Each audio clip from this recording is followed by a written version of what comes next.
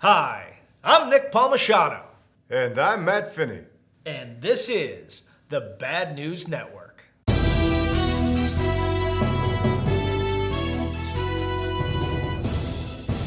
When I was a kid, we had this fun little thing called the Cold War, where every day we were worried about getting nuked by the Russians. We practiced hiding under our desks in case of a nuclear explosion, which would have helped a ton, and we watched Rocky IV all the time. Those days sadly have not returned. But we do have some new sauciness in Eastern Europe, and that's a potential battle between Russia and the Ukraine.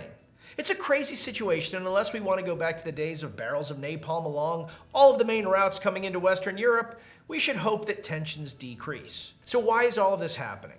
The first thing you should do is listen to absolutely none of the pundits. Some of the craziest I've ever heard has come out of these people's mouths. I don't even know where it comes from. The short of it is that Putin is running a country that's incredibly low on all resources except for oil and nuclear weapons, and he's trying to ensure that his country doesn't fracture further, or worse, move further to the West. Ukraine, since its separation from Russia, has increased their business with the West and begun to adopt more and more Western business practices.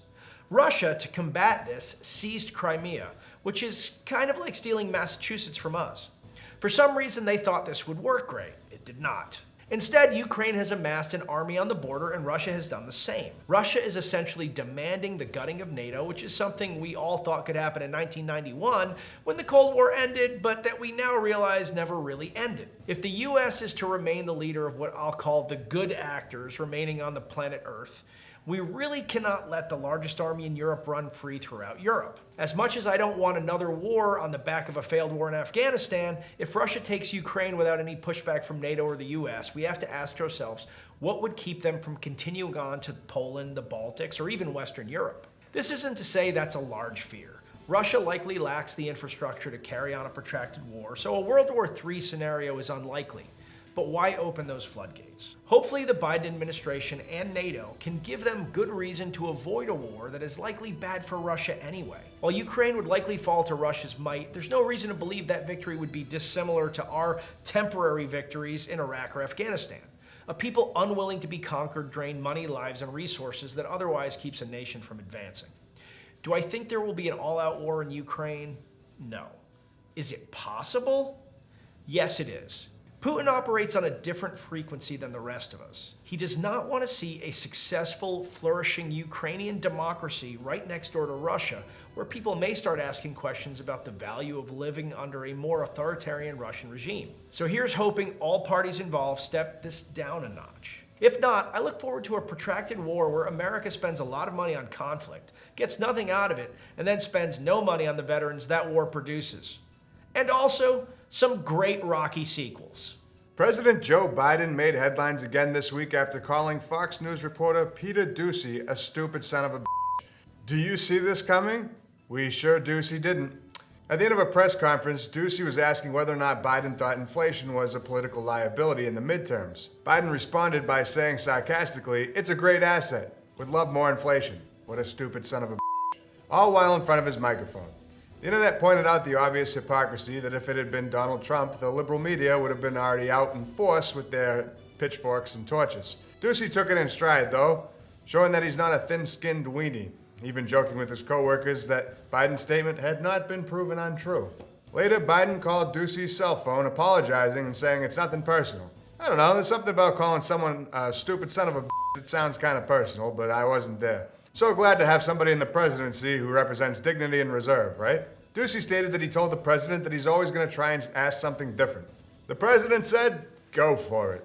So it's game on from here, and Doocy stated that he's got the green light from Biden to get crazy with all the questions he wants. No holds Biden. It's going to be a real Doocy.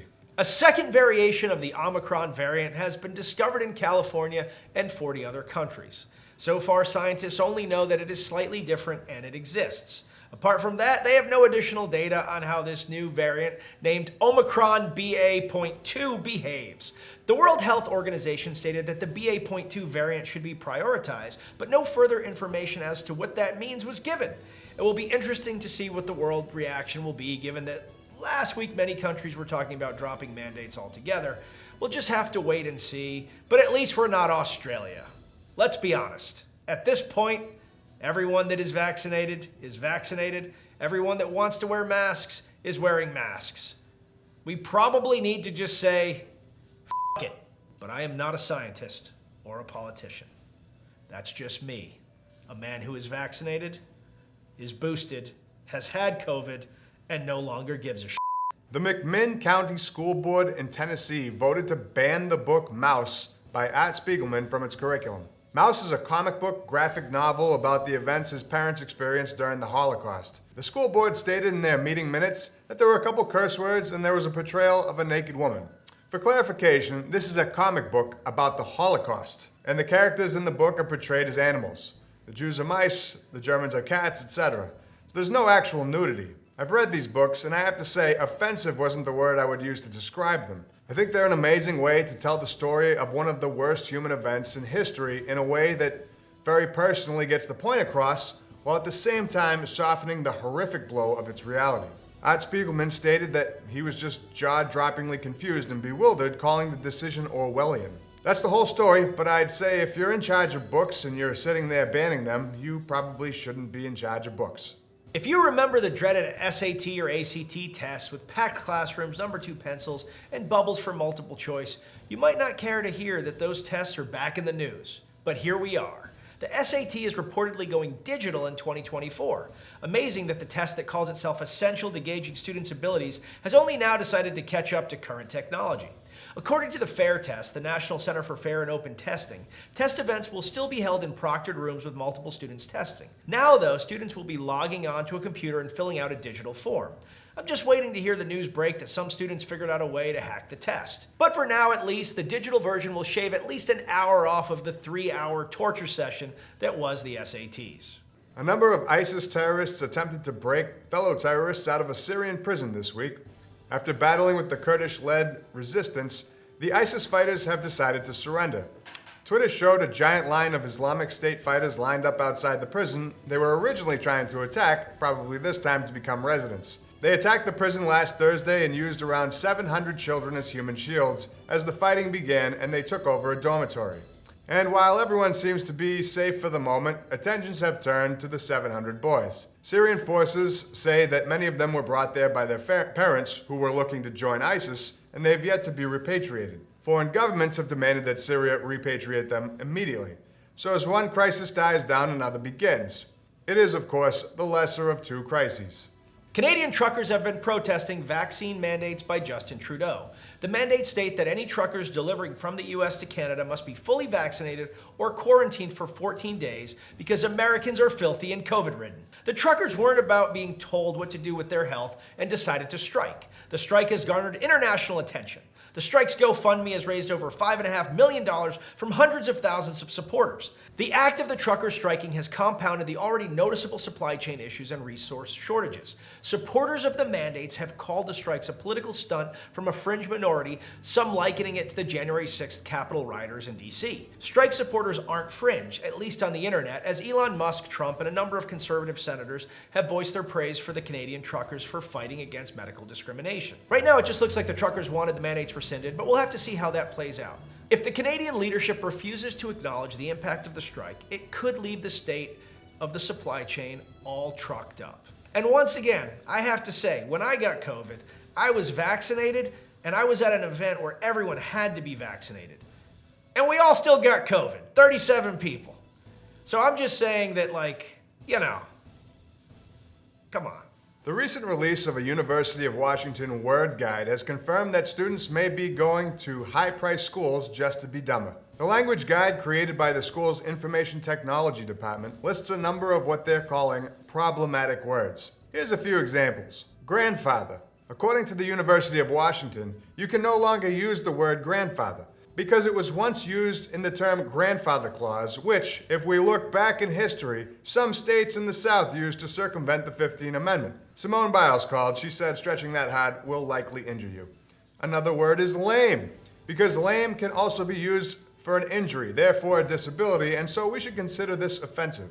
Minority, because it simply implies that someone is less than. Well, yeah, by definition, a minority is an amount less than the majority. So are you saying we can only have majorities now? Also on the list, and coming as no surprise to anyone after hearing the first few words, manpower, man in the middle, and man hours. No can do. According to our notes, no could come up with a reason why.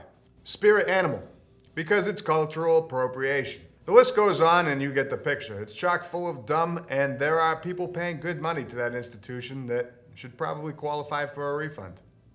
And finally, in Florida Man news, police were called to an Olive Garden to finally arrest the people responsible for propping up this abomination, falsely and grotesquely calling itself Italian cuisine. That didn't actually happen, but it should have. Officers from the Naples, Florida Police Department responded to an afternoon call from a local Olive Garden.